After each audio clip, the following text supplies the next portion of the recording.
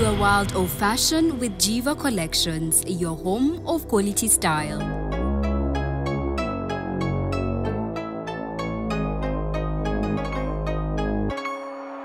Jiva Collection. Twigira ku ruganda tugakoresha.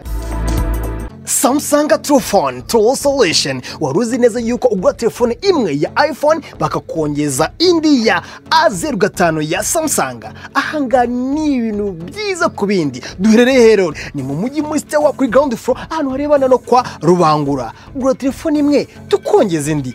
Izi nimero za telefone nizigomba guhamaga igihe cyose. Ese warubizi ko dufite ne promotion turimo turababwira ni nyinshi cyane ibyo tubafitiye nakarusho. Samsung Truephone True Solution.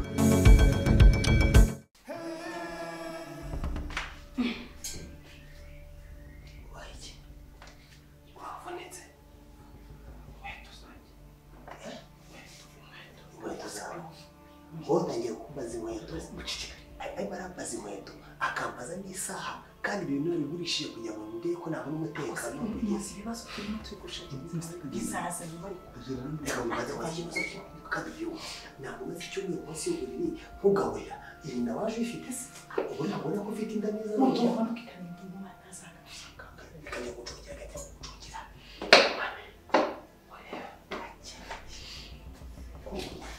utazi n'ikino doko se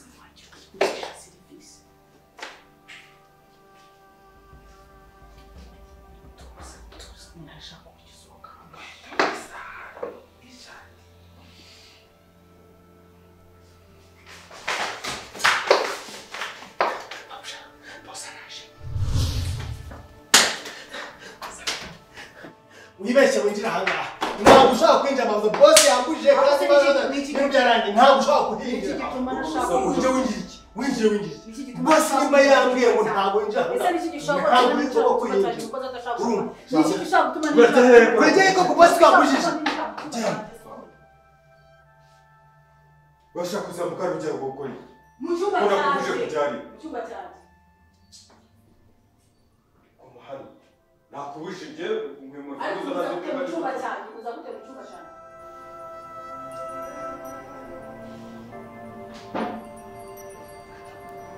niyo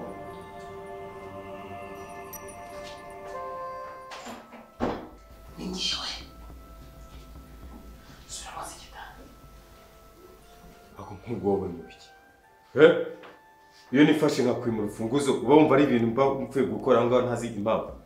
Ariko se sheri gute wansuzuguza umukozi kugeza hari kuva ryari bamenya asigaye akoropa icyumba cy'umugabo bimenye nyine ubuse nabandi mugore nyine kugeza aho wimenyereza umukozi akarinda gusohora mu cyumba mwimenyereza cyangwa ahubwo niwe mwimenyereza wajyagaye ko ntawe wagutumye abo wari wimanye imfunguzo icyumba gikinze nazimanye ankorera isuku kuva ryari narinzi icyo ndi kubikorera giye urumva niyo mpamvu narutanze ngo bajye gukora amasuku urikumva ariko wowe ko utumva ngo utumve ibyo umuntu ashaka kubwira ukajya kwimenyereza umukozi mwimenyereza gute se ko ari umumenyereza ahubwo yagukubita ko akambira ngo ninsoke muri ugasohoka nyine niwe wansimbuye se mbimenye wari ugiye gukora iki kore nakubujije nari ngiye gukora amasuku nsanga ngo wamupanze akazi kuva ryarakora isuku mu cyumba cyanjye hanyuma kuki utumva ko je nta mubwira ngo ajye gukora amasuku kuki se akora isuku abazi byabereye ninde nyiri urugo mu rugo ku buryo nje nawe turi ba nyiri urugo abazi byabereye mu cyumba cyanjye nawe reka nkubwirire hako kubera icyo ushaka yuko tumera nka cyagisiga cy'igororero kimenye urumva nigiye wamara ufunguzo ngo ajye kwakora isuku naho undi muntu nashaka ajye kuruhakora gukora iyo suku urumva urufunguzo n'urwanjye amategeko uzagendera n'ayanjye turi kumwe ariko hari amategeko ufata nkabona rakubona n'ayanjye nigiye nyiri urugo gute umukozi ajya gusasa icyumba cyacu akanabigikora niko byagenze rero ubu ngubu ujye kuzajya umwana boxa zimese none bamenya niwongera kuzamuka ngiye kumuha uburenganzira agukubite hakoreka nkubaze wibuka ubuzima twabanyemo kandi wibuka yuko ubuzima buhindagurika kandi ubuzima ari nk'inzoka yira umumurizo ibyo bintu ujye ubyibuka wacishije make y'ibintu bikagenda uko byagenda wumva kuba bamenya yakoropa icyumba cyanjye nawe byatangiye ubu sasanze hari imvura yaguye byagenda gute yabaza ko yaciye he nako nanjye ndi kurota iyo mvura se n'indizi si byata genda ubaze wowe utwitiye hariya wirirwa ujyana mu gasozi. Genda ubibaze uwo nguwo wirirwa utwitiye uwo mwana. Akoshira urinda uvuga ngo ntwitira hato ubu koko mu nyurabwenge zawe ufite urirwa ugasanga njyewe ndi umugore wiyandarika wajya gutwitira hato.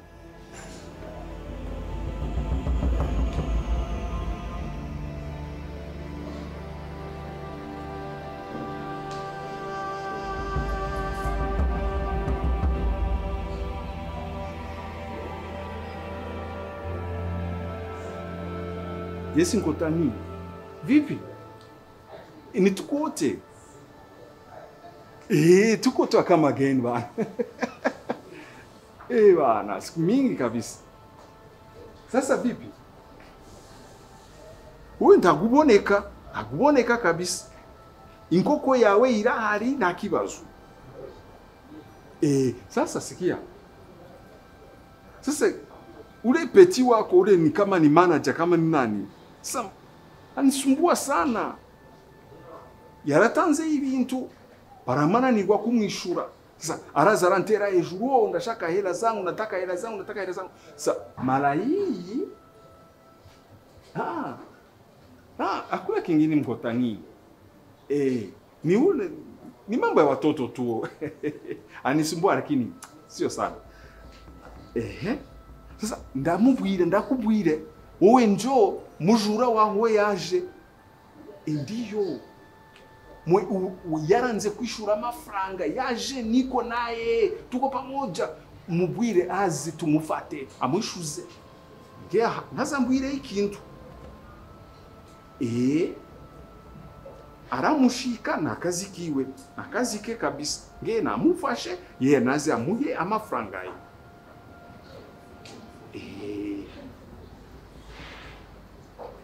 nta kibazo isa yoyote tu ngiye kumwe nawe kama wewe njoo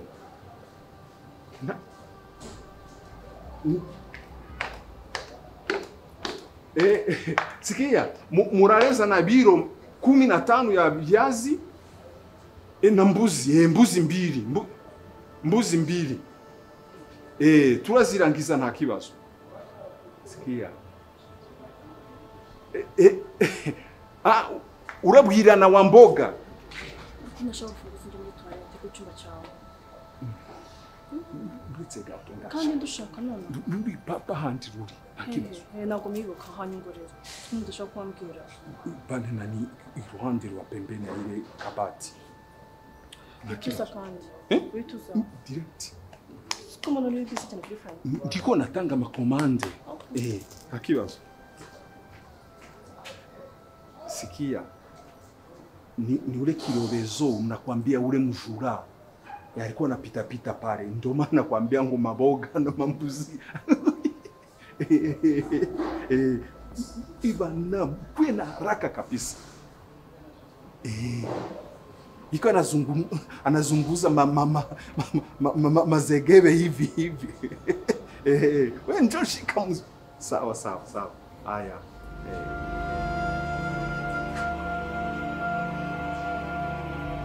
uko twamenyanye urakuzi wasanze nyifunze niwe mugabo wa mbere twahuye n'Imana irabizi sinigeze nkuca inyuma kubera iki ufata ibintu wakoze ugashaka kubinshinja ese kuba umugore mwiza nabyo ni ikibazo reka tugarukiriza aho ngaho nasanze ugifunze ndagufungura uba wa muryango utanyurwamo n'umuntu sibyo ibyo turi kumwe wabyumvise Ado ntago namusanze agaramye hariya mubirangije Prudence zuzuye muri icyumba ariko si biki ntago naje ngamusanga hano mwirirwa na muri urugo abantu bose birirwa muri quartier bavuga ngo hari umwinjiro umeze gutya na gutya Nyamara reka nkubwire abo banyamakuru bawe bakorera ibitangazamakuru bitazwi ba radio runwa bagutiza umurindi wo kugira ngo wisenyere urwo wubatse nyamara baravuga ngo ingabo yundira gushora kandi ntigukura ngo kandi usenyurwe bamutiza umuhoro komereza aho ngaho uba wumva uri gutera komereza niba kuba maze imyaka yose ups and down nkakomeza nkiyangana nkaguma mu rugo ibyo wakoze urabizi washatse umugore n'akataraka n'ikitari umugore ndatuza nguma kwisezerana kuki wumva yuko ibintu ukora wabizana ukabigereka ku mutwe wanjye? Ese naba mfite ko mfite n'impamvu yumvikana, mfite na fact, kuki naba ntaragiye nkakora ntari mu rugo rwawe? Uwo ngo ntago ari njyewe, ibyo ngibyo byose ntago ari guki wacu bande, sibyo? Nta na kimwe cyantera urabizi njyewe impuhwe zo nzigirira bakeya, sibyo? Uri kunyuma none niba utangirira impuhwe niki gituma wumva yuko watekereza ko umugore we amagambo make nta mukingirira urongera uzamuke hariya ngo urashaka imfunguzo zo kwinjiramo bamenye kumubwira gukubita akumanure warangije warangije oya maze kunyuza makeyo ndagira ngo mite ishyiramo amazi mu kanya usohoka urunzanira uwinjira ufunga usohoka urunzanira wabyumvise ariko bazavuze niba waragiye muri ya system warabimenya usigaye gukorana n'abagabo bagenzi bawe umugore nta kintu akikubwiye. Reka nkubwire sheri, nunanirwa inshingano z'urugo abandi bazazigukorera. Ikibazo nuko munashinze ibyo bintu n'ibibazo mfite maranye imyaka gusa kuri televiziyo manze no mwana muri uranshinja kwijuta ntanaheruka kubonaho isahane yanduyire. Ubusemeruka kumva aho abantu baririmba, ubusemeruka kuririmbishwa ryari? Wagira amahirwe yabona umuntu wamuririmba ariko umuntu aranga akabinyanga mugayo bikanga nabyo bigafatwa wewe wavuye y'ibyo aho ndi kwicara ukantekereza mucanye radio aje kuririmba gute shabyihora uvuga batarabona ibyihora uracyari umwana nukuri uzamenya ibyo babikubwira uracyari umwana ngenda cyari umwana uginde bara kumenyera njye umenye ko kari mu nda y'ingoma kamera n'uwayibahambye. Ureka kugenda ucururira imibabaro ugira vuba washyano ufata buri muntu wese umongerekaho ahubwo bibaye byiza umva wimbira ibibazo mfite urabizi wagakwiye kubikemura ubundi ukantunganya bakemura ibibazo ni gute se nzajya mfite ibibazo Ice, niambie. Maisha hapa nje ikwaje? Chenja mnapenda kunyeshia kuja kugaruka. Lakini na mimi nafurahi kabisa. Nafurahi. Tena kuna ka surprise kapo tu. Wewe subiri kidogo. Kila kitu. Ndio naona namchibisha leo. Unaona chende. Ndio tunagonana. Ndio tunagonana. Nani unabona ma stress. Napita hapa unasema pita hapa napita. Sasa. Lazima ninenepe. Unasema hizo ndio. Asante sana. Na uko ina chaje. Lakini sio na basi. Au aragezi hano na kibazo. Kibazo kabisa. Shit. Tukwenda kwa anniversary. No. Ice, sio anniversary. Angalia vizuri. Unaona kekes? Hii ni nyama inaitwa msokolo. Inaitwa msokolo. Hii ni speciality yetu kama Geni Pass. Naona kila kitu kirigeuka. Kuri ibintu by'akabari babikorekeye. Ni byawe pe. Bazaho nanjye nemeye Ice. Mara hii naitika. Sasa tuatake msokolo. Sina kudusha. No, hakuna shida hii. Ngivi ni nani? Hii msokoro na hii limieri inaenda pamoja. Ukiona msokoro bila limieri, useme sio msokoro. Sinaona? Okay. Kama wavuze Ice, baravuga amaso yawe na mdomo yako. Na bakisema msokoro, baravuga msokoro. Na muliro wabwiri hapana, hapa mnanidanganya. Mnanibesha. Tena hii ni speciality kama Geni Pass. Nakuza hivyo na hanzi. Ni hapa no mwijuru gusa. Malaika Gabriel ana preparaga nani nyama. Chwa. Nashaka swako no mwijuru bateka. Jesus anakulaga hii nyama. Wake up. Hapo sawa. Sasa. Apeti. Kula msokolo. Msokolo.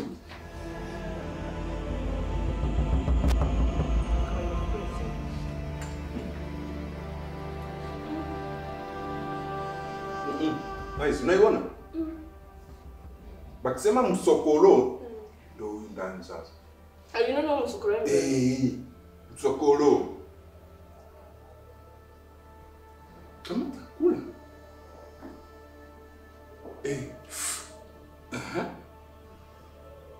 Na ndani fanya hivi. Ice.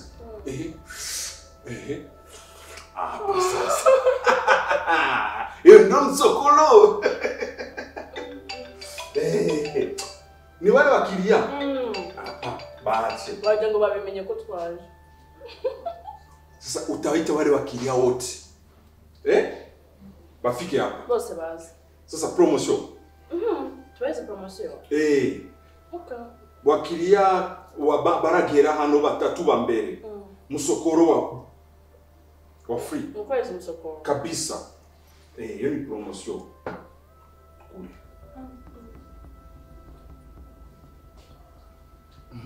Na ingine nitaiona siku moja.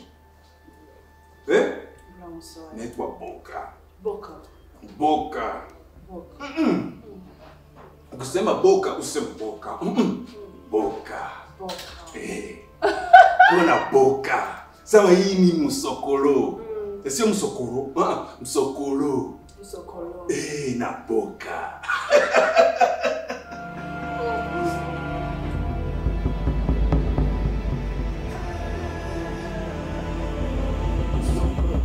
We atake. Kula. Sio na basi.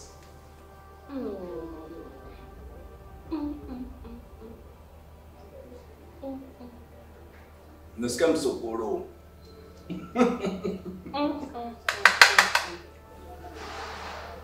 Msokoro. Msokoro. Ngo mwenye kumanya sajya mbwira abantu ngo bazi bariki. Kumana kuri neza yumva.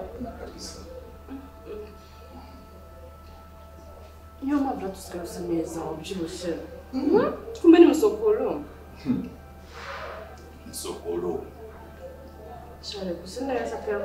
Gusa neza n'umutima. Nakakukumbira. Kula.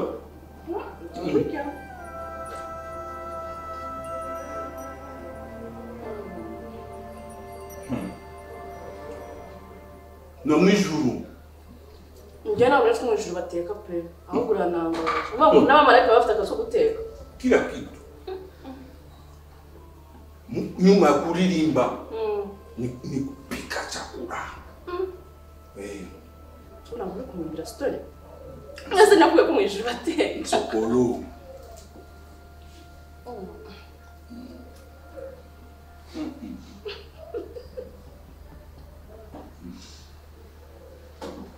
Sokolo.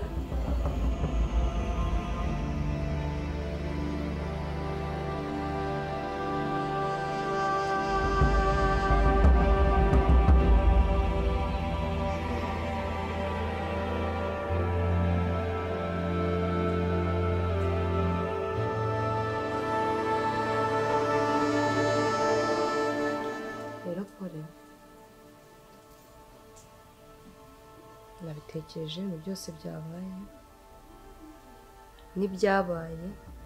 n'ibyabaye byose kuko si ubwa mbere ntengushye, ariko ibi byo wantengushye pe. Gusa ikindi nacyo I'm not sure ko ibyo ntekereza ari byo, nta gihamya mfite. Mamitamo yangiriye icyizere mu bandi bakobwa bose wakuranye nabo, aba yangiriye icyizere sinamutenguha, kandi yambereye umubyeyi aho ababyeyi banjye batabaye, yagerageje kuhaba. Kandi ikindi, uru rugo ntabwo rushingira ku marangamutima gusa, ngomba kurebera kuri buri area y'ubuzima. Nindamuka nawukanye nawe, business irapfa, kandi iyi business si yacu gusa, ni y'umuryango. Ibyo byose ni ibintu nagiye ntekerezaho muri byinshi binyemera kuba natandukana nawe, muri byinshi byatuma nahukana, birahari pe. Ariko ibyo biki bifite ireme rikomeye mu buzima bwanjye, bwawe bw'amanota. Ariko ikindi kiruta ibindi bintu byose urukundo ngufitiye nuko ngukunda kandi niyemeje kuzagukunda ubuziraherezo. Ntabwo ari ibintu byoroshye kwakira kumva ko umugabo wawe utaratwitira. Anyway,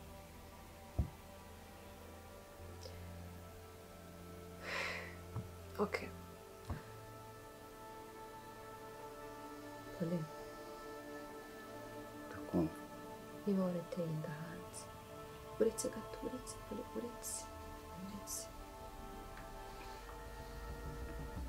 ukagira kawe icyaha cyo kubyihakana ukagira kawe icyaha cyo uretse cyo kumbeshya no kubihisha, Imana yo mu ijuru yakuremye nanjye ikandema izabikwiture, kandi pe izabikwiture ibihwanye n'ibyo wakoze byose, kuko umubabaro wanteye, ariko nyuma y'ibyo byose I still choose to stay with you. I still choose to love you and to choose you. Nirengagije kandi nibyo. Teta, mbere ya byose mbanje kugushimira ku cyizere ungiriye, imbabazi umpaye n'inguzikwe ku mutima kuko byanyabyo. Ndabizi neza ko ndi umunyamafuti rwose, mfite amafuti nk'ay'ingurube.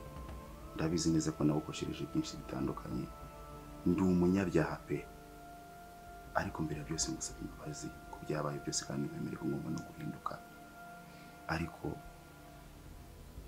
ibintu utekereje, amagambo uvuze nanjye ubwanjye nkoze ku mutima. Gusa Imana yo mu ijuru dusenga izakumpera umugisha, kandi uri umugore wo kwihangana kandi uri umugore ukomeye. Gusa icyo nakubwira mu ijambo rimwe warakoze kunkunda, kandi iki nicyo gihe byibuze cyo kugira ngo nkwereke ko ndi uwo kwizerwa. Gusa ku cyo wari uvuze cyo gutera inda cyo, ku izina ry'Imana ndagacika amavi ngendesha amaguru, ntabwo nigeze ntera inda. Ntabwo nigeze ntera inda Teta. None tubyibarire ko tugenda ngo mu yindi sura tujye kureba abandi turebe ko iyo mpamvu twamurejemo.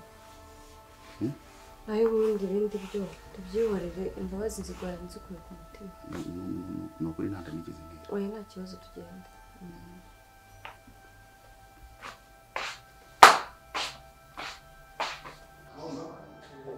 Naambia kama mko technicien. Hey. Sasa nataka nani mtengeneze hii plafond. Nimeona hiyo. Kwa mpya. Unaona? Leta kitu mmoja. Sasa nite.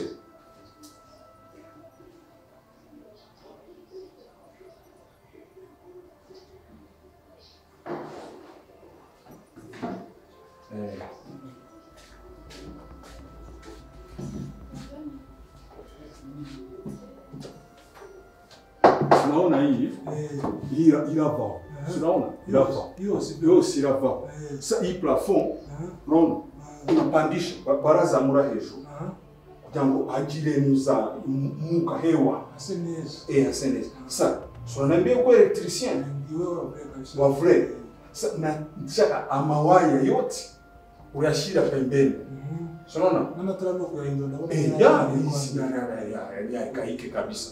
So unageuza kila kitu na mama kabla yote unaweka pembeni. Tutaweka nani kabla zingine. Nuwera anga ubundi. Nyumba yote. Yote kabisa. Kwa nini kwa agari masinga usafungie numu agomba kule. Ndio hii ni gishe ya kuingia ndani ya plafond. Zona hii kinatoka hiki. Kinatoka. Naona kizamu. Anu unagomba kule. Sasa unaanzia hapa nyuma.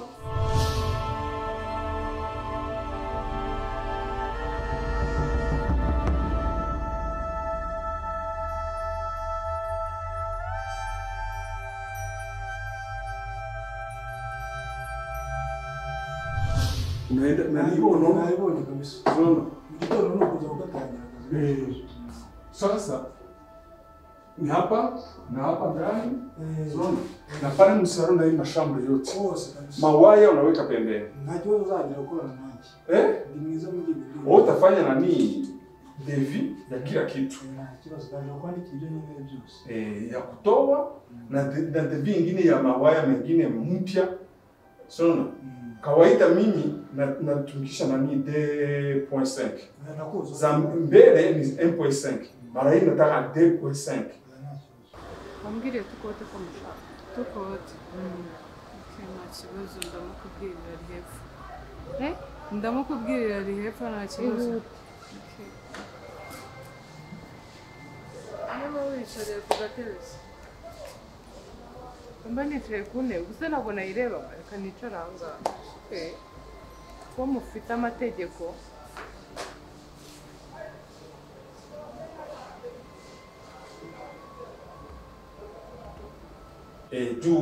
Tupunguze mambo ya makursi. Ndagwa ya makwivri. Kopa kabisa. Tuna marangi. Nataka tupunguze na marangi. Na marangi yako ndasiga na naza kusiga. Wewe. Ndio kwa electricien. Hii mambo ya nana ba pentile acha. Okay, tunaweza kuangalia nyuma tu hapo.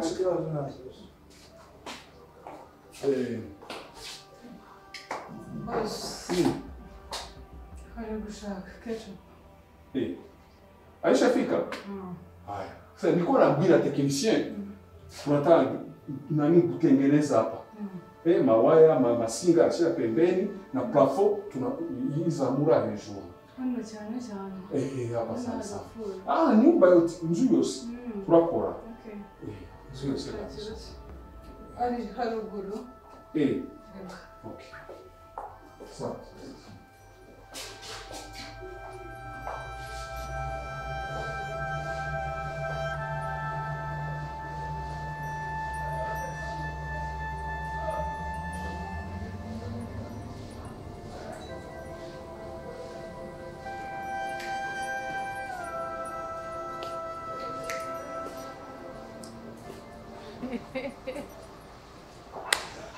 Chapu, vipi?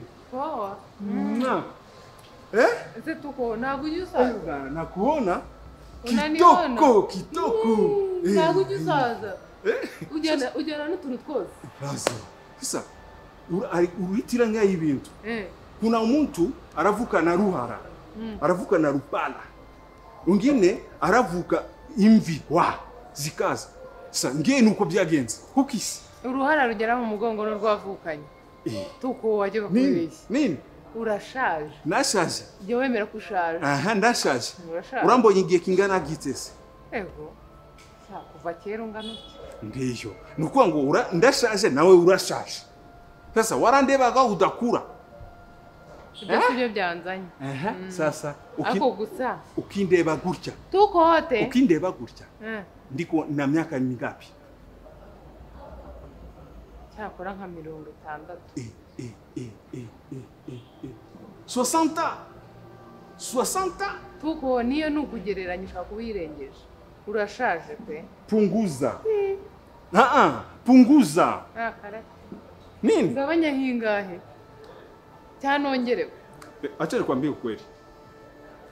Niko na 35 ans. Nirimo. Sikia. Kare. Siki. Ibi se nibi. Kecha. Vugisha ukuri. Ntiwaranyumvise se? Ntiwaranyumvise. Aranyumvise na mfite imbaraga. Nyine umva mubwira. Zakora pe. Umva nyine.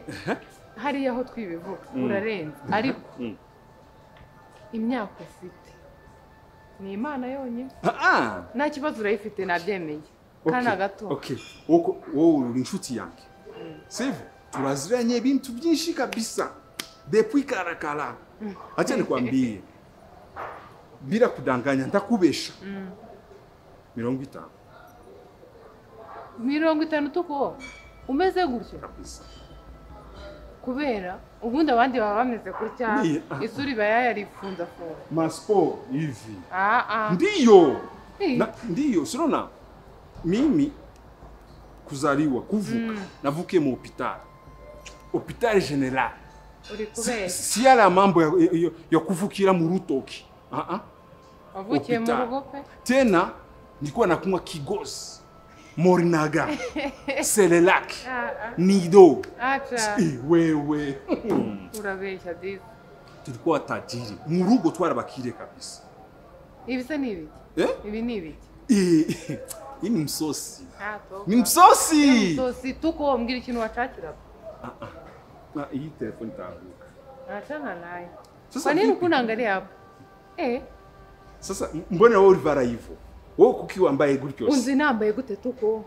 Zindanguza ukuntu nambara ibintu bigera ku maguru? Ndiyo, nyingi warambara gutyo kugira ngo turarebe. None se. Kuki udafocus? Tena bana mara hii. Kecha. Mara hii. Nini? Hey. Toka. Ona mama yakana mboga. Ngira ikintu cakira nigendere mfite utuntu twinshi ngomba kujyamo. Gari ziligongana mu barabara. Hapana. Wewe wangalia hivi. Nabujya wiyurira wowe. Anayo nageuka mzungu. Acha. Mundele. Naona na manani. Mapareye ndani. Kawaida.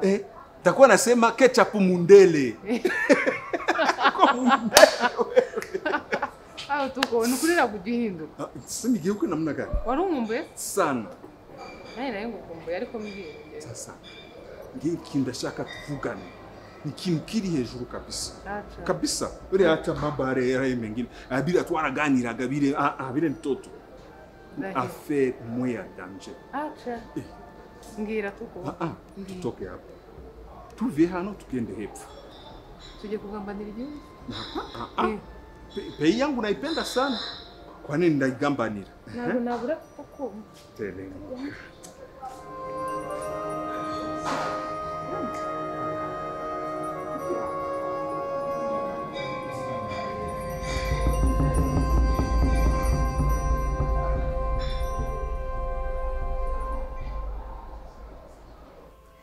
Poreka mubwire.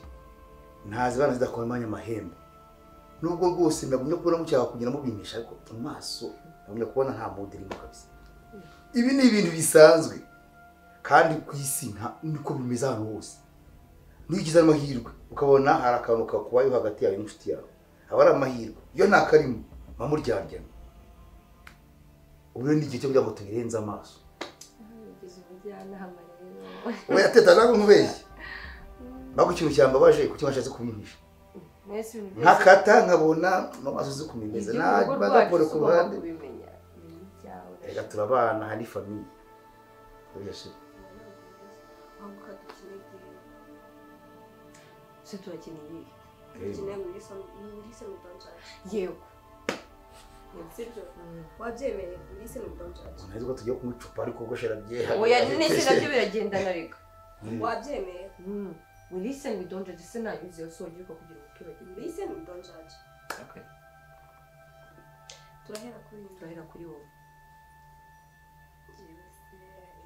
Ntakibazo. Okay. Aho uri dukaraga icupa. Icupa se rihiye. Se wabanje watitwera kuri we. Wasitugara ko ari n'undi uzanye inde. Ntacyo. Duhere. Uyu nawe bamva wareka tugatangira byo kumuna gusuka. Reka ibyo ngibyo. Sorry. Karakaki gaciye. Baraharara niyo mpamvu. Kadugiye. Njyewe rero ikintu ngiye kubabwira. Cyazana ntabwo ari uko. Bavuga ngo listen abandi bagatumva ngo we listen, we don't judge. Don't judge. We listen, we don't judge. Njyewe ikintu ngiye kubabwira. Icyo ugomba kubanza kumenya ni ukwindi itagomba kuvamo. Iyindi igomba kuba iya Timoteyo. Kuvuze ngo igomba kuba iya Timoteyo. Iyinda nyine ni ikintu cyazana amahoro muri ubu rugo. none se ubundi ibyo wabyihoreye uyu akaba ari cyangwa Timoteyo akaba ari utangira. Ase bite byawe.